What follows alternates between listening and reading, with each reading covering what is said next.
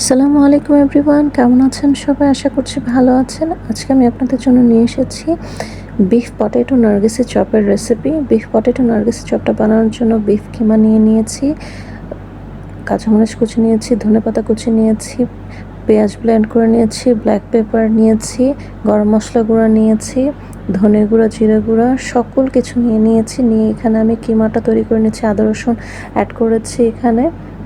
এখানে আমি 5টা ডিম নিয়েছি, বয়েল করা পটেটোটা আমি এখানে ম্যাশ করে নিয়েছি, কিমাটা, আর এখানে আমি ময়দা দিয়ে একটা লেয়ার তৈরি করে নিয়েছি চপটা কোট করার জন্য। তারপরে আমি পেঁয়াজ বেরেস্তা নিয়েছি, চিলি ফ্লেক্স নিয়েছি, ব্ল্যাক পেপার দিচ্ছি, স্বাদমতো লবণ দিয়ে দিচ্ছি। লবণ দিয়ে এটা ভালো করে আমি এটা মিক্সড করে নিচ্ছি। এখানে কাবাব একটা ফ্লেভার আসার জন্য একটা কয়লা চুলোতে গরম করে এখানে আমি কাভার করে নিয়েছি। দেখুন কাভার করা হয়ে গিয়েছে। এখন আমি আমার নার্গিসের চপটা বানিয়ে নিব। এখানে আমার ডিমটা আমি দিয়ে দিচ্ছি। আমার চপটা হয়ে গিয়েছে দেখুন। এখানে আমি যে ময়দার লেয়ার বানিয়ে রেখেছিলাম ওটার মধ্যে দিয়ে এখানে আমি কোট করে নিচ্ছি ব্রেড ক্রাম্বস দিয়ে। আমার হয়ে গিয়েছে কাবাবগুলো। এখানে আমি কাবাবটা একটা প্যানে তেল দিয়ে ভালো করে সুন্দর করে ফ্রাই করে নেব। একদম হালকা আঁচে করতে হবে, নাহলে দেখা যাবে পুড়ে যাবে, খেতে ভালো লাগবে না।